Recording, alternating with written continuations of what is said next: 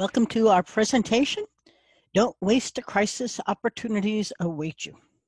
Hi, I'm Andy Simon. I'm a corporate anthropologist. I'm a president of Simon Associates Management Consultants, and we apply anthropology to help businesses see, feel, and think in new ways to change. And so today, I wanted to give you some insights into how this crisis that we've been working through for the last 3 or 4 or 5 months, depending on when you're watching this, have really provided opportunities for you. Usually people are afraid of change. And I used to say, if you want to change, have a crisis or create one. So now is a good time to think about how to use this crisis as an opportunity for you, not as something that you're going to run away from. So with that in mind, let's get going. First, I'd like you to imagine that you are a futurist. And there are several reasons why I want you to do that.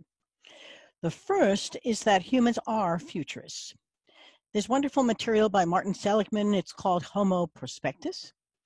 But what we're learning from functional MRIs and other research is that humans spend their time thinking about what tomorrow brings, and that helps them live in the moment today. We think that we are focused on what's happened to us in the past, and there's part of that, but that helps frame what we see coming. And what we see coming is extremely important for us to better understand what we should do now and how we should do it. So they are connected, but I want you to think about yourself as a futurist. Our podcast, On the Brink with Andy Simon, was ranked among the top 20 futurist podcasts. I knew I was an anthropologist. I didn't know I was a futurist. But in some ways, people are looking for insights into what's coming next. And I will tell you that the times when they are changing are perfect opportunities for you to begin to create new futures.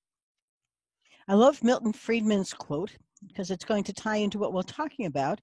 Only a crisis, actual or perceived, produces real change. And I used to tell people, if you want to change, have a crisis or create one. And in fact, in many cases, I would tell my clients don't hire us unless you're in crisis mode, because if not, you'll spend time and money trying to imagine how it could be different, and people will resist you. You need the impetus that comes from thinking that we must do this. His quote to finish: when that crisis occurs, the actions that are taken depend on the ideas that are lying around. That's the part I want to focus. What are the ideas lying around for you? How are you going to capitalize on what's coming out of this pandemic and the recession, the civil unrest, and the opportunities? Think of them as opportunities. They are changing. But are you ready for change? And I do think that's the most important question. Are you and the people around you ready for the changes? I don't want you to think that this is easy, because humans hate change. Their brains fight it. But if this crisis is for everyone else, you don't have to listen any further. If it's for you, then you need to listen a lot. And do you have a strategy? Is your strategy, oh, it's a setback, but we'll bounce back? It might be, but I really do think you have to rethink the way you are approaching this and see it as a new set of opportunities emerging that can help catalyze new ideas. I've had so many clients say to me, my goodness, I finally can do the things I've been wanting to do, but nobody would let me. They're all quite open to new ideas: remote learning, changing our systems, putting in new security. Although no, we don't have the time to do it, became, of course, we have to do it. What about you? And most important, who's going to be your customer tomorrow? Aren't they changing? And how are they changing? Are you collaborating with them? Are you still trying to figure out what it is that they need and how you can solve it? This is a time to really get close to your customers of today and think about them as a customer of tomorrow, because there's something magical happening if you can help them somehow soar through this wave and begin to see what the opportunities are. The crisis drives the most important questions for you. Think of it backwards, from that customer who's changing or the customer you want to, in fact, the customers that are here now. What are the products and services you're going to need to serve the clients of the future, in the future? What are they looking for? Simpler, easier, less expensive, new opportunities, new ways to solve their clients' problems, the whole supply chain. right down to the end user, and even beyond that, is ready for some rethinking. Talent in teams. Is your team ready for the changes that are coming? If they aren't, it's better to do it now because the changes, they are coming, and humans hate to change. So before the resistors get going, make them the change agents, but begin to build their talent and reskill them. Innovative culture. Have you built a culture that embraces technology and innovation? If it doesn't, and it still keeps going back to what you've always done, you're missing all kinds of ways of eliminating costs and improving the results. It's a great time to rethink everything. Cross-industry convergences. Can you leverage industry convergence? It used to be that they did this and we did that. What would happen if you did it together? How could you collaborate, squeeze out costs, improve quality and service, but also create new solutions that were coming anyhow? And business models. How are you going to become an agile and adaptive organization? Is your business model designed for the past? Are the boomers holding on to it tight? Could the zoomers help you rethink it? What are they thinking? First, let me tell you about why change is so painful. Excuse me. You really need to understand that so you now can overcome it. It isn't personal. I love to start by saying Marcel Proust's line, "The real voyage of discovery consists not in seeking new landscapes, but in having new eyes." Your eyes are the critical part of the experiences you have, and how you see something influences how you think about it. And then it influences how you feel about it. We decide with the gut and the heart and the eyes, and then our brain takes over and starts to think differently. The brain hates change. Now, the way the brain sees reality, it creates it. It takes data, information, experiences, and it creates something in there called your story, your mind map. And it only then sees the things that conform to it. And it hates new things coming at it. The amygdala hijacks it. Anais Nin, the diarist, said, "We don't see things as they are, we see things as we are." Everything we see fits our story where we're the hero. You're all the big lion, not the little pussycat. You are willfully blinded to anything that doesn't fit your own story, and your brain is perfectly happy letting you abort new stuff. We decide with the emotions and justify with logic. I can't say that often enough. You truly buy with your heart. And then you tell me why with your logic. But it isn't your logic that is trying to sort out the discrepancies in these new times, deal with the crisis and the new pressures on your business. It's the emotions. It feels terrible. I can't tell you how many of my clients are in depression. This is the bad year, 2020. They don't quite know how to deal with employees who are leaving them, or employees who are not coming back to work after they furloughed them. They can't deal with any things that seem illogical because it's all the emotions that are operating. Part of the emotional challenge is that the habits are all disrupted. The reason we're so happy with the past is that we have habits in our mind and our brain that really drive everyday life. And we don't think about those habits, from what you do when you wake up in the morning to how you spend your daily, your life, and how you get through the workday. Whether it's now remote, the habits are gone. Your exercise is not in the gym; it's at home or out and on the fields where you go walking. Everything has changed, and you're angry about it. Don't underestimate that. We also are feeling the lack of the herd. Humans are herd animals. Safety comes in numbers. Birds of a feather flock together. This is how we have survived and evolved. We are stronger as we than I. And as the herd has been all disrupted and put into remote learning, remote working, it's become real difficult to know who your friends are and who to follow. But we must adapt. And whether you're a guy or a gal, the problems have been the same now. Can we rise to the occasion and adapt to it? What I know you don't want to be is a Blockbuster or a BlackBerry or a Sears. BlackBerry had no idea what Apple and the iPhone were coming with. And everybody had a BlackBerry, and then nobody had a BlackBerry.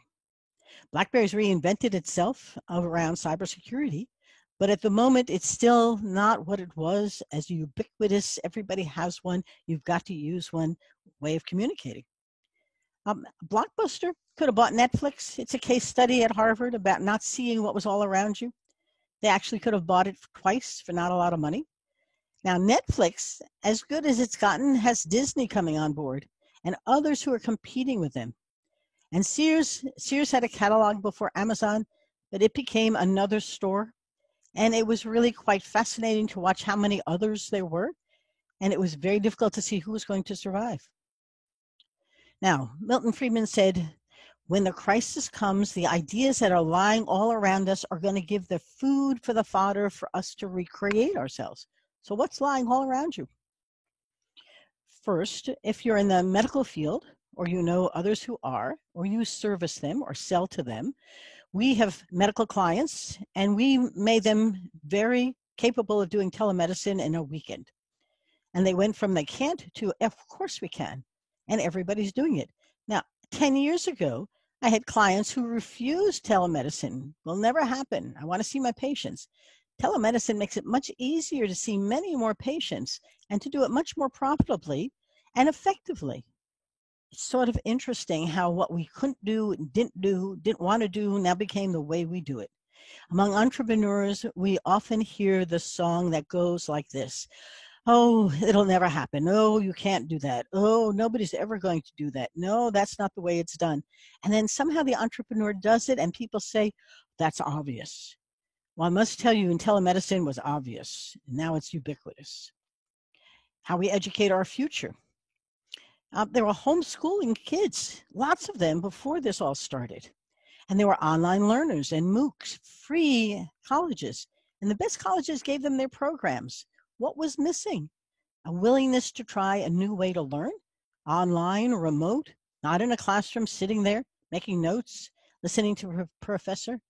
And the homeschooling world that everybody said how interesting, but not for me, now became mine. What are you thinking about from a reskilling point of view if you're an adult, or from how you're going to raise your children, how the schools are going to open? Everything is changing. Your daily life has changed as well. I have clients who have young babies, sometimes newborns. They have their older children and they have a husband, and they're all sitting in the house working in different spaces. Sometimes the wife is annoyed that the husband is watching TV while the kids are arguing and she's got a conference call. But what we're finding is that men are doing house chores, and there's discussions and ways of organizing who cooks, who cleans. New habits are emerging. Women are often stressed out, so are the guys. I have some guy clients who are really having a difficult time working in the space. They miss the others. They are herd animals and they really aren't happy. The kids are finishing work by 10 and wondering what to do next. I have 2 grandchildren who finish their work by 9 in the morning. They get up, they get it done, and then they have their day to themselves. It's difficult when their parents are working to figure out how they can entertain themselves, but they're learning how. What might this mean for you and your business? And then there's how we work in a remote location. What's the software, the security? I had an IT outsource company and they are busier than ever. They were all beginning to go remote before this started. And everybody who's working remote now needs their systems and their security and their wisdom. And then we need to know, how do we manage? There was a great story about a company and they were terribly frustrated because all of the over communication they put into place to talk to everybody every day wasn't getting anything done. And next thing they knew, they left their folks alone and everything got done ahead of time. People were looking for more work to do. It's a very interesting opportunity that's coming out of the crisis. That's leading to changes in jobs and offices and management. How are you going to hire better? What kind of questions are you going to ask people? I'm getting a deluge of applicants from across the globe looking for work. What do I say to them? How do I leverage them? Do you reskill workers? How do you do that? It's not that hard if they're willing to. Do we rethink old jobs? Can we eliminate those that weren't necessary? Have we learned what was necessary and what's not? Can you do them in a remote workplace? Or can we change the workplace to really offer a new way of managing? And that means new types of leaders as well. Leaders with the vision, with the focus, with the empathy, with the ability to really inspire people to do things in new ways. How are we developing them? We have 2 leadership academies that were underway before this all started because they could see the changes coming and wanted to develop new leaders. But I'll tell you, emerging leaders are scared leaders, and they need their leaders to be strong and very focused and empathetic. And then there are the older folks. People are living to 100 with great joy. Carl Reiner just died in his late 90s. It's a great time for us to think about how do we provide social context for people who are now living remotely and need to be able to see each other and have purpose and do things that matter to give them longevity, but also purpose and happiness. Or maybe the Zoomers, those 18-year-olds, the TikTok folks, not the Facebook folks, but the TikTok folks are your customers. And they have a whole different way. They've grown up completely digital, and they are happily rethinking what we should do and how to do it. If they're your customer of tomorrow, how are you going to engage with them to get jobs done differently? And then there are new plans for new businesses from old ones that may or may not recover. I show this picture because bookstores were hot, then the big bookstores came back, and then the Amazons came in, and now it's changing again. Who's going to walk into a bookstore to buy a book? It's a time for everything to be rethought. Who's going to buy your beer? There are 6,500 different kinds of custom beer in the US. A lot of competition. Where are they going to be drinking it? Are those bars going to open again? They've become great places to share COVID. Or perhaps you're working with women. Over 40% of the US businesses before the pandemic were owned by women. I'd love to know where they are now. How are they surviving? Great creativity. Some were necessity businesses. They weren't making enough money in their other jobs, or they didn't have other jobs. But they are full of creative ideas. Their brains are very collaborative and very much into we, not I. They know how to make people come together. We are moving from managing hands, billable hours, and I have an accounting firm and they still are counting hours. The question is, how much are they giving away for free? And they are beginning to think through, how do they build customer relationships and engagement, not by billing them for the things that they're doing for them? And how are customers coming to them because of that? Because they're managing minds instead. Now, I use this picture because 65% of the accountants now are women, and many of them are working remotely, if not all. But think about your own business. Are you managing hours or smarts? And how are you going to capitalize on the smarts you have or the smarts that are coming? And I'm very concerned about the supply chain. We have clients who are in the logistics business, and it's a very important time for the entire supply chain to rethink about how to optimize the value of digitized, consumer-driven, regulation-ready entire supply chain across the entire thing, including blockchain and how it can help you move the products along faster. And they're creating smart warehouses. Everything is going smart. Smart homes, smart buildings, smart warehouses. How are you using smarts? And then we have the challenges of cybersecurity. Attacks on compromised Internet of Things devices. Cloud security issues. Attacks based on machine learning and AI. Attacks against cryptocurrencies and blockchain systems. It's a very interesting time. I'm giving you these little things because they're all hanging around. The digital defenders are out there. Are you one? Are you focused on these risks? I want you to think about your entire world in a new way because everything is changing. And phishing, ransomware, had clients who were taking care of their clients who had their ransomware. It was really a mess. And phishing is invading people's computer systems and capturing data to use in the future so they can control them. But customers still want their clients to think about how to make them happy. Customers are increasingly open to companies using new technologies to improve their experiences. That's still the case. Personalization, timeliness, how fast are you? Connectivity, how easy is it for me to access you? They are the foundations of exceptional customer engagement. Are you focused on it? And are you ethical and trustworthy? Can they believe in you? That's all leading us to the fact that change involves much more than technology. It's the interplay of all of these. So if you're going to have a crisis and the opportunities that emerge before it and during it, how are you going to rethink your business? Because all of this was coming already. Were you embracing them or resisting the changes?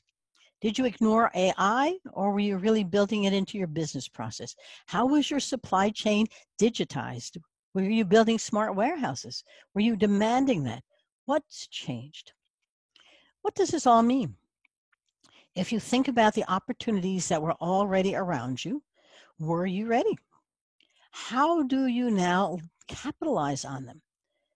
How are you going to do the things that people said, oh, no, we don't do before? Can you change your organization, your customers, your whole supply chain? So here's some wisdom. Now, we specialize in helping organizations change. It's extremely important, as I mentioned, for you to see what's happening. But it starts with beginning to think about an organization has all kinds of parts to it that could be changed. How do you build it together? And we begin with your story. What is your story? Remember, your brain creates a story. When it has that story, it then sorts reality to see how the parts fit into that story. Start with your story. You want to change that story, but what is the story you want to change? Tell it. Put it up on a big board. Draw it. Have your folks tell that part of it as well. But every story that has an end, every ending is just a new beginning. So are you ready to create the new story? You probably have no choice. How are you going to change your organization? I put this picture in because there's nobody there. And I do think there's two people in the back there. But this is hardly a time for crowds. And it's hardly a time for in-person work. It might be coming back sooner than later. But this is also a visual of lots of color and design and open space. What's going to be your picture? Now, your staff are mimics. Remember, they like herds. And people mirror each other unconsciously. So I see what you're doing, and I try to do the same. I know that sounds strange, but we're monkeys. We really are. And we bond that way. So if you're doing it that way, I'm going to do it that way. They need to see you, your leadership, your colleagues, and your staff behaving, doing differently, actually acting different, coming in later, opening up differently. Think about what it is you want them to mimic. How do you want them to behave? I want to change my mind and my behaviors. I'm going to do that, but I have to understand what's being asked of me, and it better make sense. So think about it backwards. You want your staff and your customers to change. I need to understand why. Why matters a lot. People want congruence between what they believe, that story in their mind, and why they have to change, what they're going to eliminate or reduce or change and create. And then they need training. I'm going to change my mind and my behaviors if you develop my talent and skills. Don't think I'm going to figure this out by myself. I'll go back to doing what I always did. And I can learn new ways to do things if you invest in me. Are you going to? I'll also change my mind and my behaviors if I, as a monkey, am going to see you changing the organization structure, the way we do things, the way people are recognized and rewarded, and the way we celebrate our achievements, and how we have fun. This is not unimportant. It's extremely important. We are innovation games facilitators and trainers. And when people are playing games, they all smile and have a good time, and then they learn better than if we're serious. I know this is serious, but it's also a great time to have fun. So I bring you back to Milton Friedman's comment. Only a crisis, actual or perceived, produces real change. When that crisis occurs, the actions that are taken depend on the ideas that are lying around. There's a lot of stuff lying around. Are you capitalizing on them? Stop fighting them. It's a great time to see what's coming next and to enjoy the trip. Thanks so much. It's been a great time talking to you. If you have questions, don't be bashful. Reach out to andysimon.com. You'll see it's a Simon at simonassociates.net, and you can see our phone number there as well. We look forward to hearing from you, and we love to help you change. Bye now.